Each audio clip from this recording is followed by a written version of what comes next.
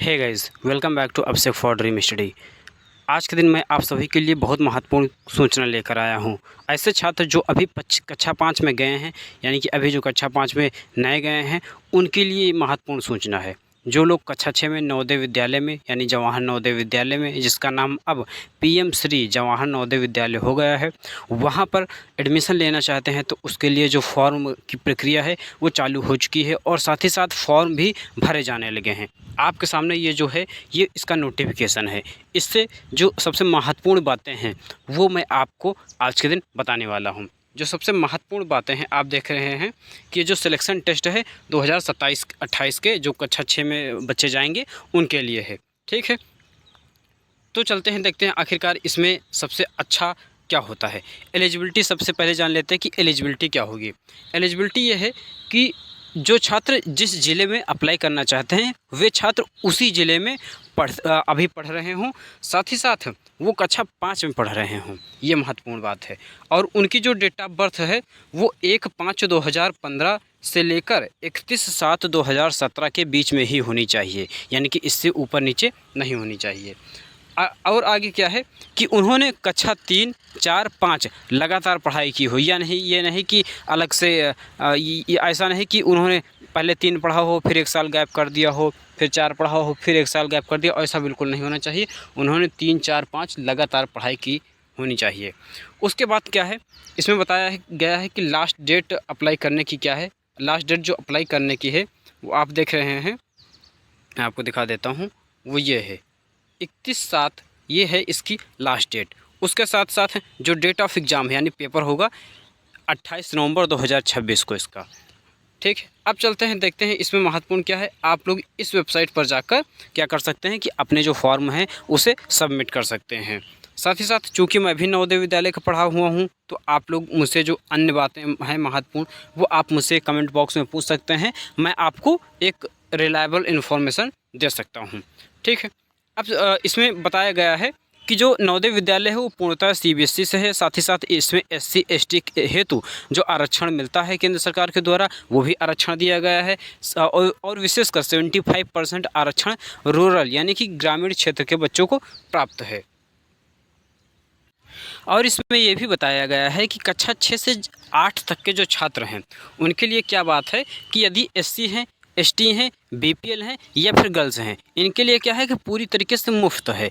ठीक, लेकिन जिनके जो बिलो पावर्टी लाइन से ऊपर हैं, यानी कि जो पावर्टी लाइन में नहीं आते हैं, उनके लिए क्या है कि कक्षा 9 से लेकर क्या होगा कि 600 रुपये का शुल्क लगेगा। और ऐसे छात्र जिनके पिताजी या माताजी किसी गवर्नमेंट जॉब में हैं, उनके लिए जो फीस है वो 1500 होगी। केवल जनरल वाले, ठीक, जो जनरल वाले हैं या जिनके माता पिता गवर्नमेंट जॉब में हैं, उनके लिए जो फ़ीस है वो 1500 होगी। यदि आप एससी एसटी और गर्ल्स हैं, इनके लिए कोई भी फ़ीस नहीं है। यदि आप जनरल हैं और गर्ल्स हैं, उसके लिए भी कोई फ़ीस नहीं है।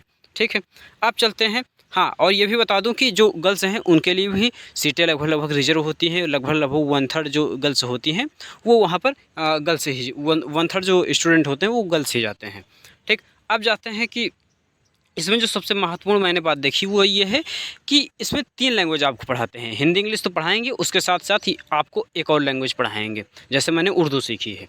अब जानते हैं कि आखिरकार किस स्टेट में कितने क्या कहते हैं कि कॉलेज स्कूल हैं इसके। तो अभी क्या है कि जितने 27 राज्य हैं और 8 यूनियन टेरिटरी, इसमें अभी ये चल रहे हैं।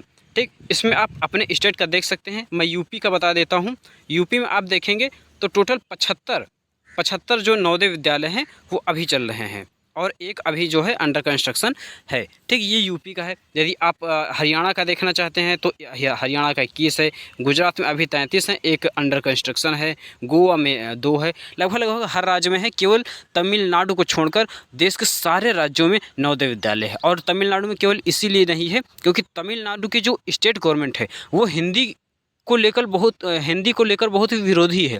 वो नवोदय विद्यालय का लक्ष्य क्या है कि वो हिंदी 100% पढ़ाएगी, लेकिन तमिलनाडु में क्या है कि हिंदी पढ़ाना बैन है। इसी वजह से तमिलनाडु में नवोदय विद्यालय नहीं होते हैं। उसके बाद चलते हैं, देखते हैं टोटल जो स्कूल हैं वो 665 हैं। और जानते हैं, देखते हैं आखिरकार इसमें और क्या बताया गया है। और इसमें आप सभी को सामने मैं बता दूं इसमें क्या बताया गया महत्वपूर्ण, कि आपका जो पेपर है वो 28 नवंबर 2026 को होगा। ठीक, साथ ही साथ जो आपके अप्लाई करने की तिथि लास्ट डेट है वो है 31 जुलाई 2026।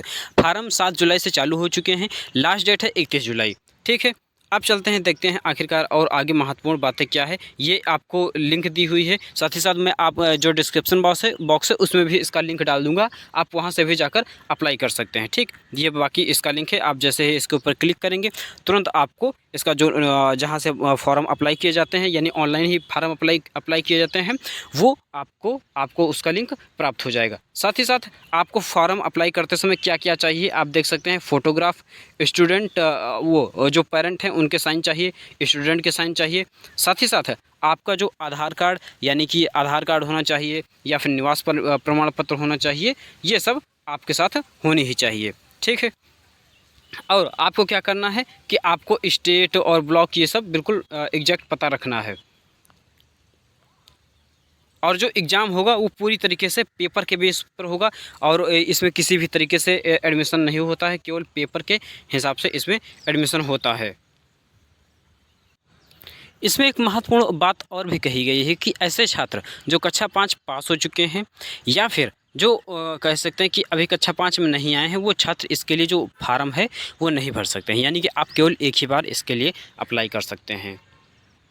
इसमें जो आप एक महत्वपूर्ण बात और देख सकते हैं वो ये है कि जो इसमें जो सीटें हैं वो 75% क्या सीटें हैं कि केवल जो गांव वाले बच्चे हैं, यानी कि रूरल एरिया वाले, उनके लिए क्या कर दी गई हैं, रिजर्व कर दी गई हैं। जिससे क्या हो सकता है कि गांव के जो छात्र हैं उनमें जो शिक्षा का प्रचार प्रसार बढ़ सके।